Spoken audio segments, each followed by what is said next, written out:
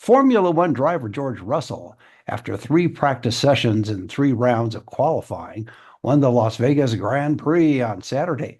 He won, but did Las Vegas. There was excitement, but also traffic. There were happy casinos, but also some small businesses that were not that happy. Well, here to shake it all out is my guest, Alan Snell, whose popular website, lvsportsbiz.com, reports the business side of Las Vegas's expanding sports industry. For everything about LV Sports Biz, go to lvsportsbiz.com and you can follow Alan on X at LV Sports Biz. And Alan, welcome back to the show always. Hey, it's great to see you, Ira. Thanks so much for having me. Absolutely. I want to quote from your recent article. When I say recent, it's recent. It was Sunday night where I'll quote just part of it. You said, this is the headline. It's the longest headline I've ever read, but it's called, this is a quote, controversial F1 race on Strip divides Las Vegas. County Commission chairman says Clark County needs to determine if race is worth months of disruptions, comma, business losses, end quote. So that's a long headline, but to the point. And so from your perspective as a journalist, what's your overall impression of Formula One's impact on Las Vegas? And then we can go a little bit more into the meat of the article. Well, there's some good parts and some bad parts. I mean, obviously it's a high level, very electric, very spectacle style event. It attracts a lot of international guests, and they tend to spend a little more than the average tourist in Las Vegas. Obviously, the negatives is that you're talking about a private sports promoter that has been given 3.8 miles of public roads that have been privatized, and in order to get the 3.8-mile track up and running, it requires a 17-week traffic program in terms of putting up the fencing, putting up all the light mounts, putting in all the barriers, and you're in essence starting in early September for 3 months of preparation work, road closures, lane closures. It's difficult to reach some businesses, and then the race, as you mentioned, Ira, ended on Saturday night, and we have to now spend a whole month dismantling this private track. So it's a 17-week program that was officially approved by Clark County, and it obviously causes a lot of disruptions. It has hurt a number of smaller businesses that have, in fact, done more than just complain. They have filed official lawsuits making two very interesting allegations about not only having the race cause them to lose revenues, a very second and underrated allegation is that they're asserting both against Formula One and Clark County in the lawsuits that Clark County government did not properly process the permits and, in fact, fast-tracked the approval requests by Formula One, which is owned by Liberty Media in Colorado, to put in this track and basically privatize, like I said, nearly 4 miles of public road. Number two, what really needs to be understood is that you're talking about privatizing roads in the very heart of the region's economic lifeblood, which is the Strip and the Strip corridor. So that is something that has to be considered. It's as official as you would get for a social media poll, but I did ask people where they thought the appropriate place would be for an F1 track event, and about 45% said it should be up by the land by the Las Vegas Motor Speedway. About 38% said keep it on the strip. Another 5 or 10% said someplace else in Las Vegas. So I don't think people have anything against this event. Like I said, it's a very high level, quote unquote, Las Vegas is on the world stage. That's the mantra of the PR folks at F1, which is fine. I just think for the Las Vegas community, the location is what really upset a lot of people. You could play the other side of it, which is that even though it's a public road, the Las Vegas Strip, that the businesses, some of the bigger businesses, meaning the resorts fronting that public road, were clearly in favor of it and for commercial reasons understood. But so you didn't have a total opposition to it because it's affecting those businesses that are huge in a supposedly positive way, and yet it's also impacting smaller businesses. And you obviously in your reporting talked to some of the small business owners about what that impact was. But you could sort of see both sides in that sense that from a private commercial standpoint, even though it's a public street or a public road. I mean, clearly there's winners and losers with this big event.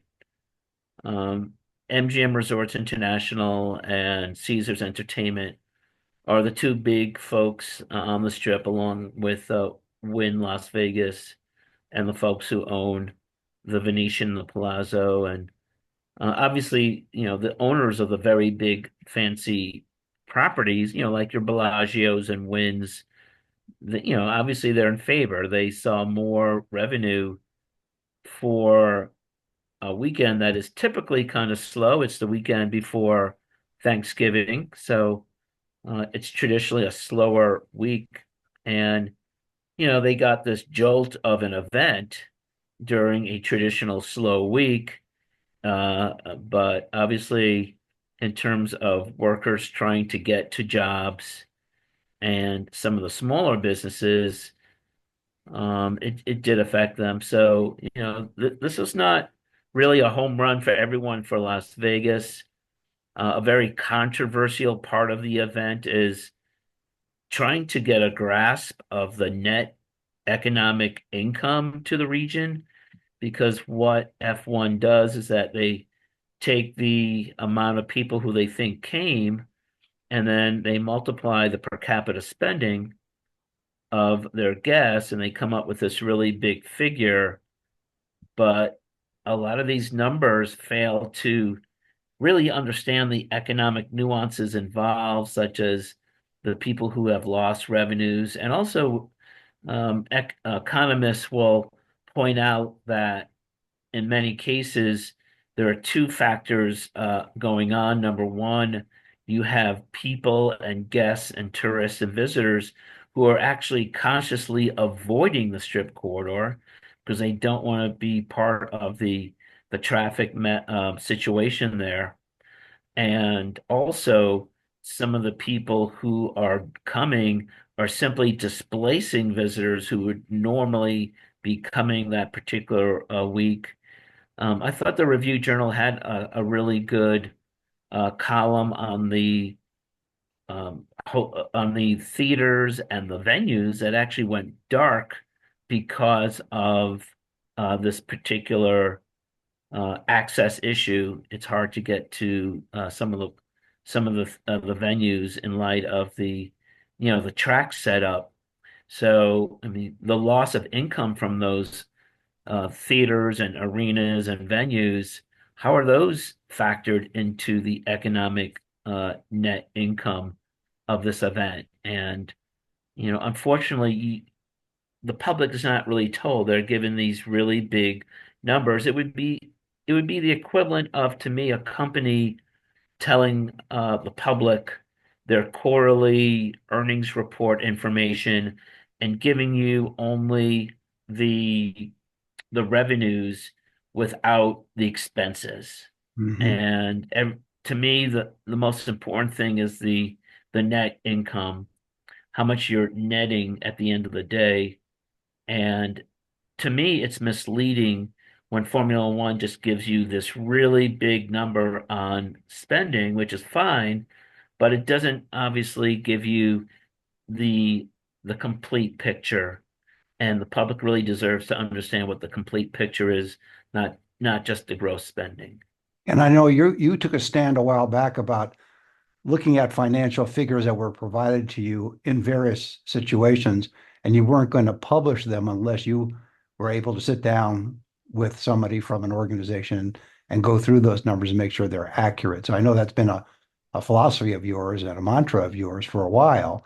Do you think that again, going back to the headline that I read from your article in lvsportsbiz.com, and again, that's your website for everybody to go to.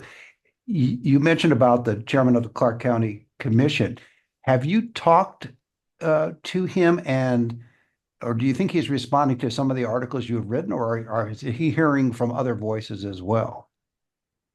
Well, I've talked to Tick Segelblum multiple times before the race, and it's clear that he wants to have the county take a close look at whether, and that's his, that's his comments. I mean, he wants the county take a look at whether the net benefits of this event really justify the kind of disruptions and loss of income to businesses that are adversely affected.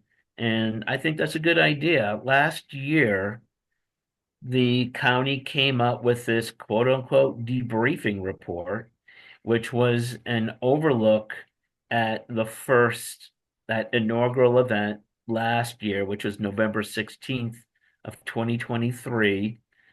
And I thought a very telling number was that the county government itself lost $460,000 in just processing the permits.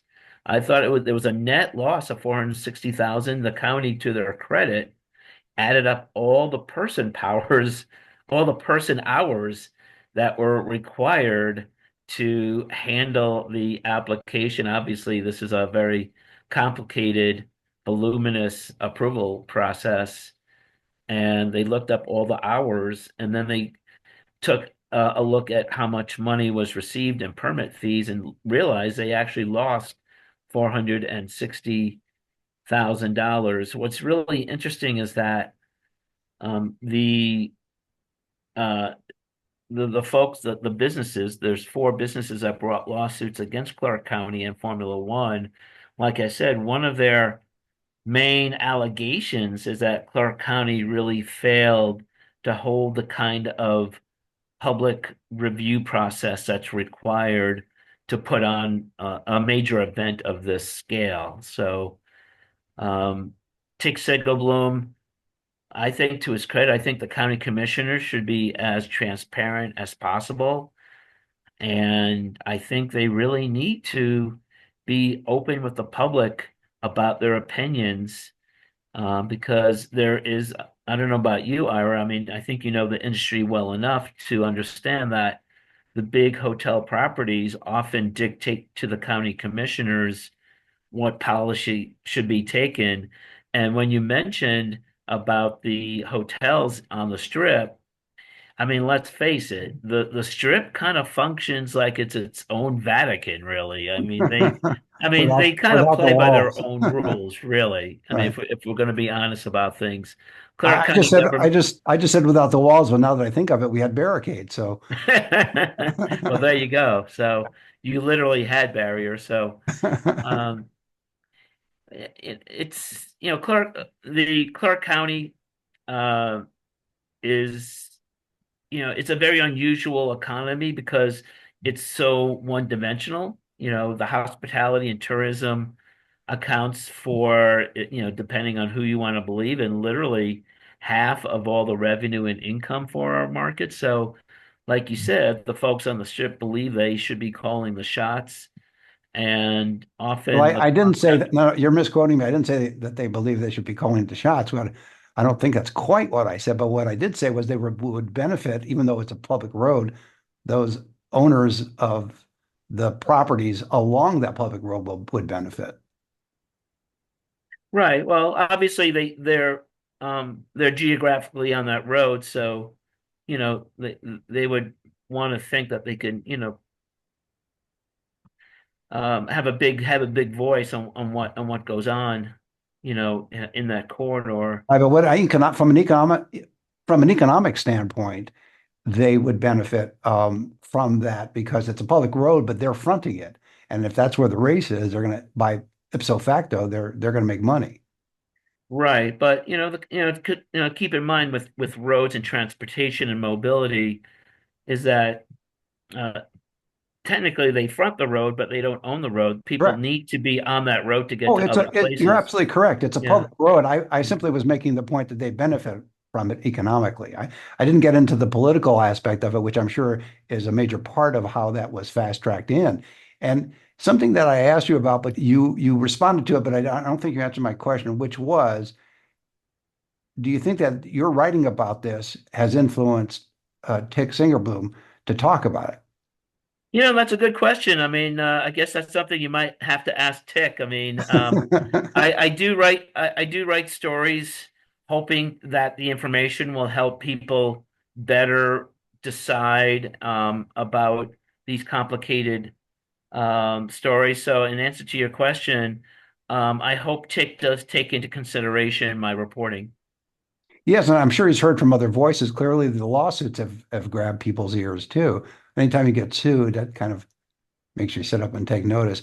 Has there been, from your research, has there been any other event in Las Vegas history that got fast tracked where the normal procedures were bypassed as far as the processing and approval of these permits? Yeah, I'm unaware of an event that was processed so quickly.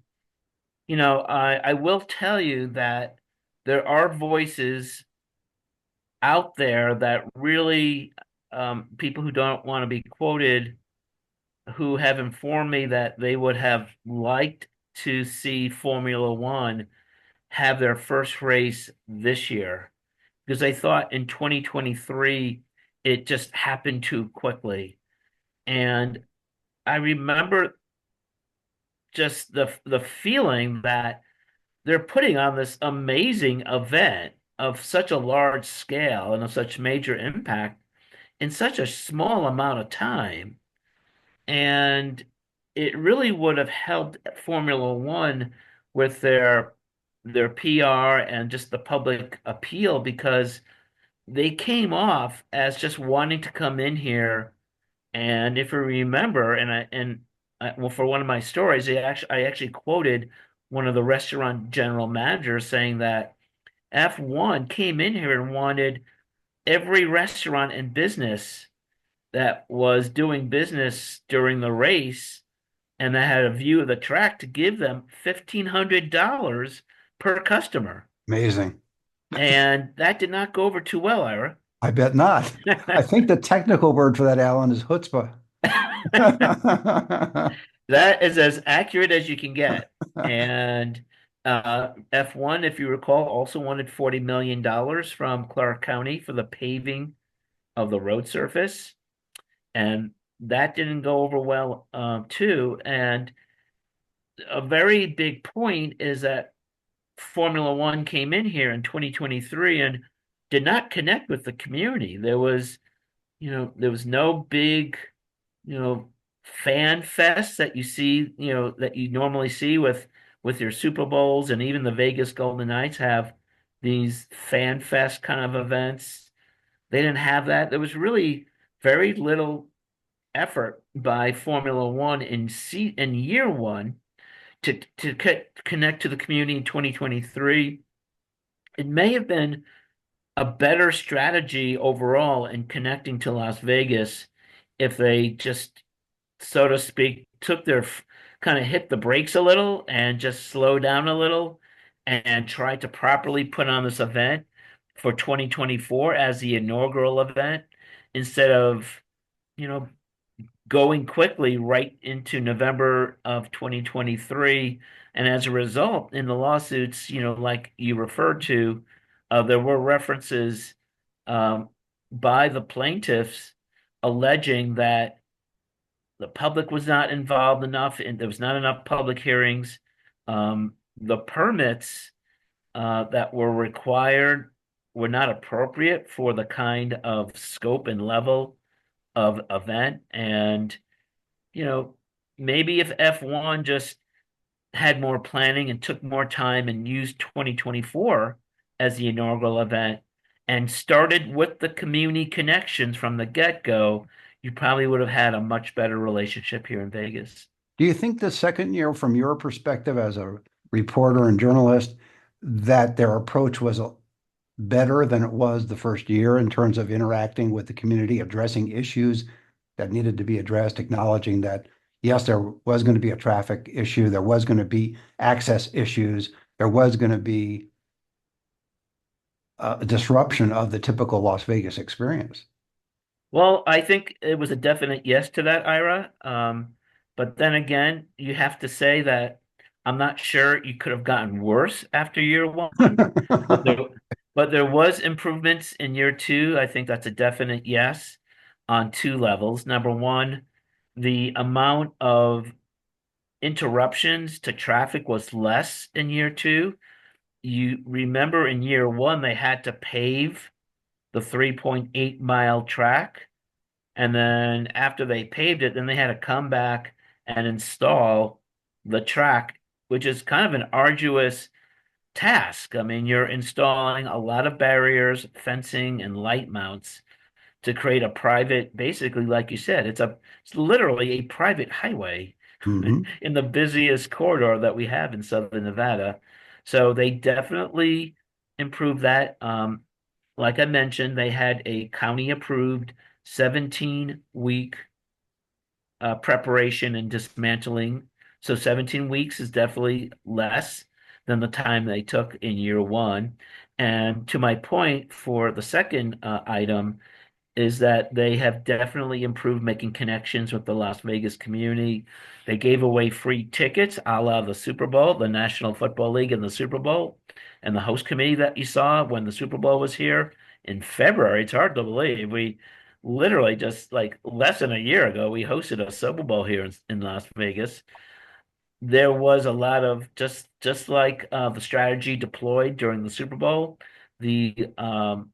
The Grand Prix did hand out a lot of free tickets to Air Force personnel, and they involved students to do artwork, and they invited students to check out the track, and they definitely made a much more concerted effort to connect with local groups. They had back to school giveaways when school started back in August. So, so answer is yes, and yes, that things are were much better in year two than year one for sure. Do you think from a PR perspective that two things they could have done this year? You mentioned the $400,000 that Clark County ended up losing in terms of the processing expense. Do you think, I mean, that's not that amount of big amount of money for what was brought in from the F1 side. Do you think it would have been a nice gesture for F1 to just give that kind of money over to the county just to reimburse them, make them whole in that sense? Yeah, but I don't, we saw Formula One's DNA. I mean, their default behavior was to come in here and, shake everyone down for $1,500 a customer in restaurants and businesses if they had a window or if they had a view of the track. That's And their amazing. first instinct was to ask for $40 million to repay, for the paving job. But then again, they're a private sports promotion company. I mean, they're in private business. That's what they do. They are looking to maximize, their investment.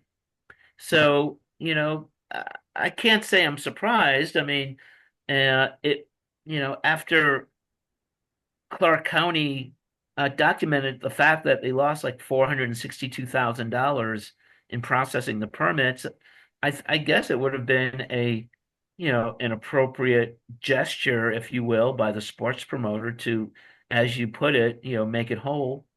I said But 400,000, but you said yeah, the exact 462,000. amount is like around Right. 462,000. Well, Um, do you think too that, Las Vegas, one of the things Las Vegas has been known for, and you've covered this in your capacity, that public-private partnership that has been part of the DNA of Las Vegas for decades. And that's why some things are built very quickly, without a bunch of red tape. Events are put on, casinos are built, resorts are built, uh, just all kinds of stuff goes on through that public-private partnership. And that's usually a decent balance that goes on there. In this case, what I'm getting from you is that this was a little bit skewed, so it wasn't quite what it normally would be, where Clark County evidently gave away too much in a way, symbolically and financially to what was being presented as a annual event, as opposed to a permanent construction of something. Well, one of the points I made in my reporting is that Clark County handed over the roads without negotiating a compensation package. And I think that's wrong. I mean, you're basically giving our property. It's not Clark County, it's our public roads to a private sports promoter, and those roads have value. I really feel strongly that Clark County should have hired a consultant and a negotiating team to negotiate some kind of compensation package with Formula One, where F1 would be paying some kind of fee for using our public roads. The other impacts might be a little more complicated to figure out in terms of the negative losses to people's schedules. I mean, those are, but you know, if you want to rent out the Clark County Amphitheater, which is the space behind the building, there's a fee. I mean, Clark County, you just don't get it for nothing. Formula One got not there weren't just any roads, Ira. It's the world famous strip Right. and three and pieces of three other roads to complete the circuit. And that has a lot of value. The ticket price, we haven't talked about ticket prices. I understand that they've gone down from year one, but still the average ticket is still very expensive to attend an event of this magnitude. I would estimate that the average ticket was in the $1,000 to $1,200 range, in terms of average ticket. I'm being conservative now Well, it would because have to in be year $1,200 because that's what they wanted to charge the restaurant guys for each of their customers. that Oh, that would work out, I guess. The yeah. in year one, the average ticket, according to F1destinations.com, which tracks the ticket prices at all the F1 events. The price here in Las Vegas in year one in 2023 was about $1,557. It was the most expensive average ticket on the F1 circuit. I don't know the price it was in year two, but by looking at what they were asking, I think we can reasonably believe that maybe it's not as much, but I think it's reasonably to believe that the average ticket was probably at least $1,000 to $1,200. And if you want to multiply that by, they claim 300,000 people came. So, let's do the math. That's a lot of revenue, Ira. So there's a lot of money that was made by Liberty Media and F1 off our public roads here in Las Vegas. I'm just saying that Clark County needs to be compensated, and the commissioners and the staff did not do that. There was no compensation package for the use of our public roads, and I think that was wrong. Well, that's a good place to leave it. My guest has been Alan Snell, whose popular website, lvsportsbiz.com, reports the business side of Las Vegas's expanding sports industry. And for everything about LV Sports Biz, you go to lvsportsbiz, that's with a Z.com, and you can follow Alan on X at LV Sports Biz. And I'm sure there'll be more to this story as we go through into next year. And Alan, thanks again for being on the show. Ira, it's always a welcome opportunity to talk with you. And don't forget, we have that other public-private partnership called the A's Stadium on the Strip. Yes, and we'll have you back on again to talk about that. I appreciate it. Thanks again, Alan, for being on the show. Thanks so much, Ira. See you next time.